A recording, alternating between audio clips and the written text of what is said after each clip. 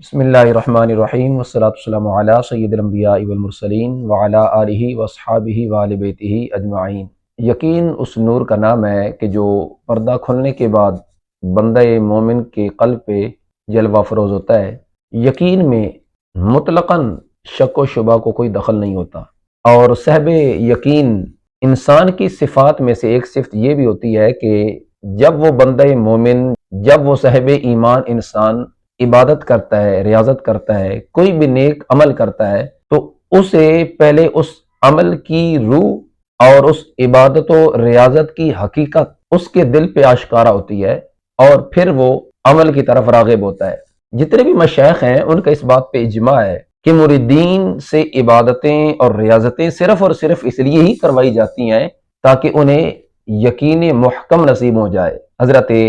Bayazid Bastami رضی اللہ تعالیٰ عنہ سے کسی نے سوال کیا کہ آپ نے 30 سال عبادت، ریاضت، مجاہدات میں گزارے ہیں، آخر آپ نے کون سی عبادت کی؟ اتنا عرصہ عبادت میں گزارا،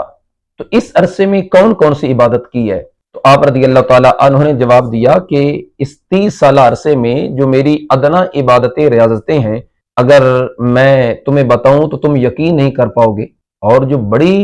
عبادتیں میں نے کی، ریاضتیں، مجاہدات کیے ہیں، ان کے بارے میں تو تم سن بھی نہیں سکتے۔ اور پھر فرمایا کہ میں نے جو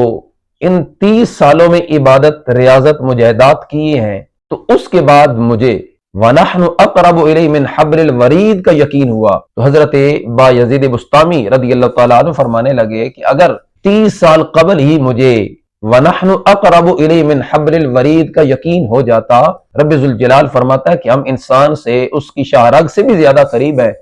30 سال مجھے اتنے مجاہدات نہ کرنا پڑتے، اتنی عبادات اور ریاضت نہ کرنا پڑتی۔ اس سے یہ مراد نہیں ہے کہ وہ فرضی عبادت بھی نہ کرتے، جو فرائض تھے، ارکان اسلام تھے، اس کی بھی پابندی نہ کرتے۔ مطلب یہ تھا کہ فرائض کے علاوہ جو میں نفلی عبادت اور مجاہدات کیے نہ کرنا پڑتے۔ تو سامعین ذی وقار، آج کے ماحول میں ہمیں بھی